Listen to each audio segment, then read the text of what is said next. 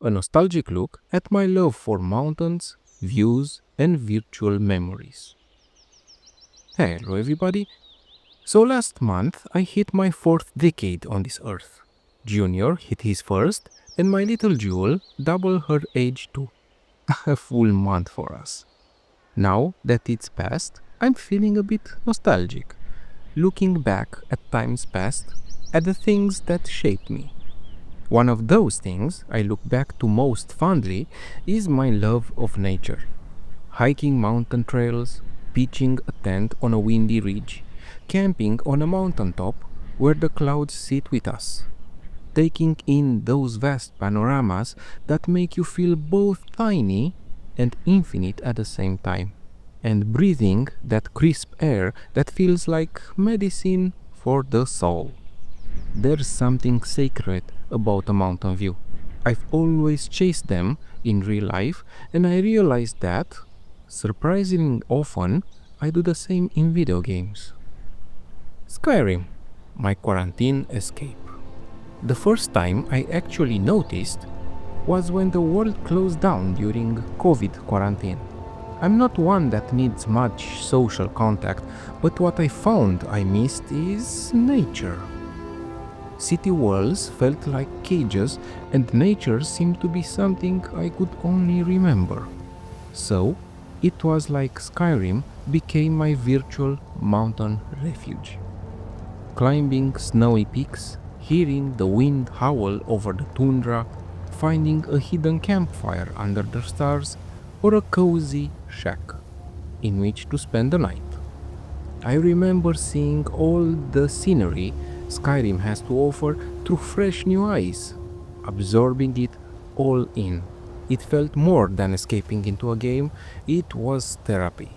Skyrim became my window into the wild again. The long dark, knee-deep in memories.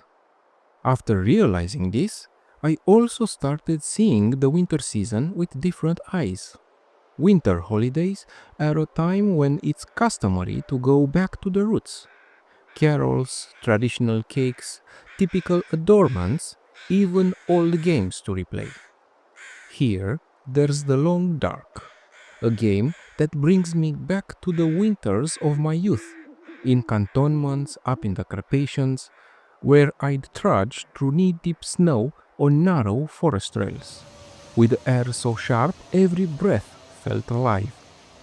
The Long Dark captures the same mix of awe and solitude, a reminder that nature can humble you, and yet it also offers moments of peace, like on a rare clear day, stopping in your tracks to admire the slight snowfall and the calm breeze, or hearing the crunch of your boots on the icy snow, or even sitting next to the flicker of a firelight in a warm cabin while the blizzard roars outside. All these creating so much coziness. It's one of the best winter games ever made. Brothers, A Tale of Two Sons. Panoramic benches. How could I not bring this game up? Brothers, A Tale of Two Sons is one where I found the same mountain-born feeling, but this time with Junior by my side. We even made a full Gamer Dad review about it. Here's a snippet. The game often invites us to sit on benches and take in these panoramas. For me, those poses were some of my most meaningful moments, sitting beside my son and admiring vistas from a game I deeply appreciate. Junior loved the sights too, but being his first run of the game, he was too eager to linger longer than a moment or two. Come on already, let's go! He'd say to nudge me forward. The Crew. Road trips with Junior. Another page of this experience is how my digital hikes turn into digital road trips.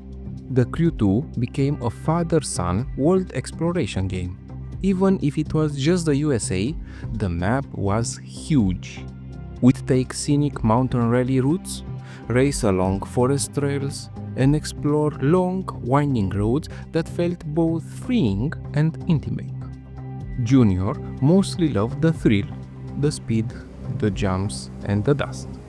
And I, the views, the peaks in the distance, the sunlight breaking through the forest canopy.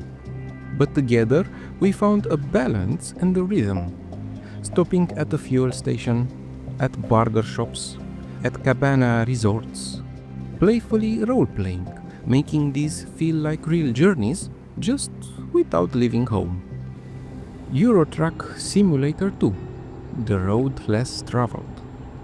Yes, it's a driving sim, but EuroTruck Simulator 2 is also one of the most relaxing ways to experience digital landscapes and one of my go-to comfort games. I love taking the longer roads for my deliveries, especially those winding mountain ones. Windows down, engine humming, and no music in the background.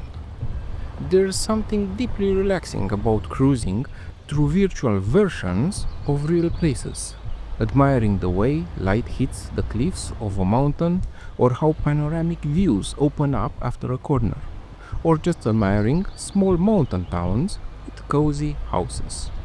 Sometimes I even stop at the designated viewpoints to take photos, because the game actually rewards you for sightseeing. It's like a digital road trip, slow, scenic, and strangely grounding after a long day. Growing up with a passion for views. Looking even further back, I see that this love and habit didn't start with modern games. Even as a kid, I was the type to climb virtual mountains just to admire the view. In Gothic, I'd find a high cliff and just sit there admiring the view. Well, stand there, as the early 2000s weren't big on sitting animations. In Morrowind, I was stunned by the sky dome and how alive the world felt. Even Serious Sam, despite being a pure chaos of a game, gave me those massive, fog-free maps where I could see forever. Sacrifice and Giants Cities and Kabuto had lush, green worlds that sparked my imagination, and World of Warcraft, well, gave me sunsets I still remember. Maybe, hopefully, this is what I'm really passing on to Junior, the habit of slowing down and appreciating the views, or, more precisely, the small wonders of the worlds we play and explore. After all, it's all about the journey, right? Why it matters? Because whether I'm facing just gaming challenges or real-life trials, these moments remind me to stop rushing, to pause, to breathe, to think deeply. Games might be made to entertain, but it's up to us to learn to see their depth and realize that games give us a lot more. Lessons for life, challenges to train our skills, new perspectives. They even give us space to feel, experiment, and experience. So, my habit will endure. Every time I'll find a virtual mountaintop, I'll be standing at the edge of a world, smiling quietly, letting the view wash over me while appreciating the little things.